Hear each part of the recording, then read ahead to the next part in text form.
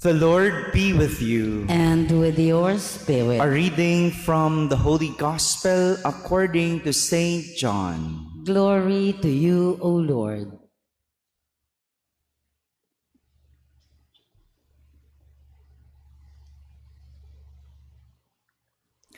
Jesus said to his disciples, "Amen, amen, I say to you, you will weep and mourn while the world rejoices.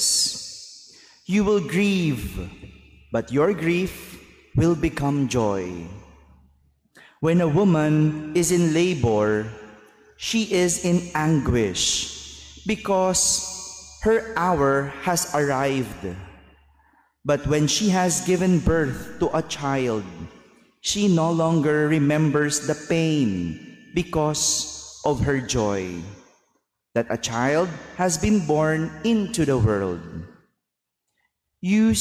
So you also are now in anguish, but I will see you again, and your hearts will rejoice, and no one will take your joy away from you.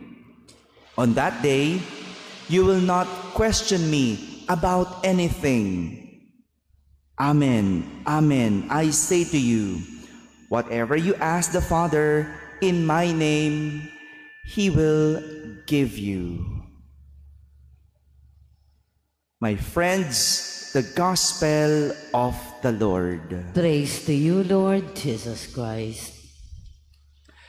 Good morning, my dear brothers and sisters. Jesus gives another assurance to his disciples that they can hold on to when he is gone. Since Monday, paulit-ulit, Jesus is trying to assure his disciples about something that they could hold on to when he leaves them. Lagi siya nagbibigay, no? Araw-araw, paulit-ulit. Jesus wants to assure his disciples will be okay when he leaves. But surely, no matter how many times Jesus would say goodbye to his disciples, their sadness could not be pacified. No matter how many assurances Jesus gives them, his disciples can never be assured. Di ba gano'n naman? Kahit yung nanay mo paulit-ulit magpaalam, di maaalis yung lungkot mo. Mamamatay eh. Kahit yung nanay mo paulit-ulit magbigay ng assurance, hindi ka talaga maa-assure. And Jesus also knows that. For this reason, Jesus used the image of a pregnant mother to emphasize his point. Alam naman niya na kahit anong sabihin niya, hindi mawawala yung lungkot ng kanyang mga alagad. Alam naman niya na kahit na anong assurance ibigay niya, hindi sila maa-assure. Kaya nga, ginamit niyang imahe ng isang babaeng nagdadalang tao. Kahit anong sabihin niya, hindi mawala ang takot at pangamba ng kanyang mga alagad. Parang isang ina na sa kanyang pagdadalang tao, may pangamba at walang kasigaruduhan. May takot dahil hindi niya alam kung ano ang pwedeng mangyari. Diba sabi nga, hindi ko alam, sabi lang naman ito, hindi naman ako isang ina.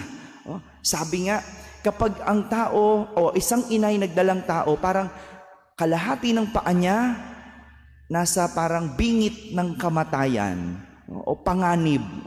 No assurance eh. May mga babae na namamatay sa panganganak.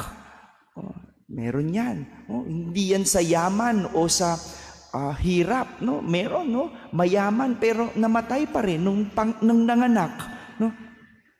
Ganun eh. Parang babaeng nagbubuntis, may takot, may pangamba, at maging sa kanyang panganganak, may sakit na pagdadaanan.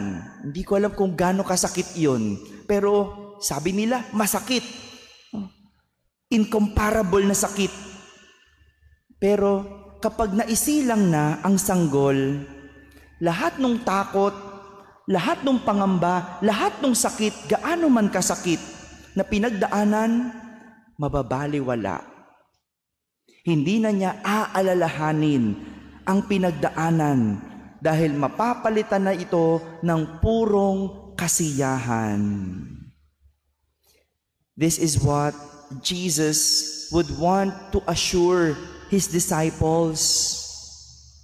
All their worries, fears, and pains will one day come to an end.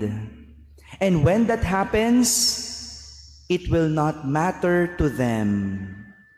Like a mother who no longer remembers the pain of giving birth because of her child, her joy, her new joy. Di ba gano'n naman? Yung nanay, kapag naisilang na yung anak, hindi naman na niya iisipin pa yung sakit. Hindi na niya matatandaan yung sakit. Pwede niyang balikan, pwede niyang alalahanin, pero baliwala na yun. It doesn't matter anymore. Sadya naman talaga na hindi po maiiwasan ang takot, ang pangamba at ang sakit sa buhay dahil parte sila ng buhay. Walang makakatakas dito. Kahit ang mga malapit kay Jesus, ang mga alagad, hindi nakaligtas sa mga iyon. Ngunit ang sinisigurado lang ni Jesus, dadating ang araw na ang lahat ng kanilang takot, pangamba at sakit ay mapapalitan ng saya. Maaalala mo man, pero hindi mo na mararamdaman. Parang si Pablo, sa ating unang pagbasa, sinabihan siya ng Panginoon na huwag kang matakot. Sinabihan siya ni Jesus, don't be afraid. Ipagpatuloy mo lang ang iyong pangangaral. Ano man ang mangyari, huwag kang titigil, sapagkat ako ay sumasa iyo.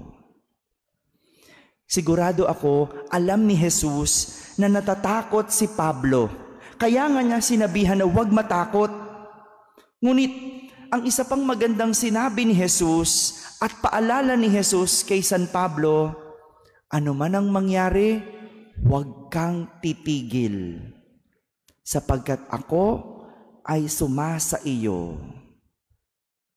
This is how we face our fears, worries, and pains. We do not stop. We do not surrender. Kung may takot ka, nangangamba ka kung anong mangyayari sa buhay, don't stop. Kung nag-aalala ka sa buhay, do not stop. Huwag matakot. Don't stop. Do not surrender.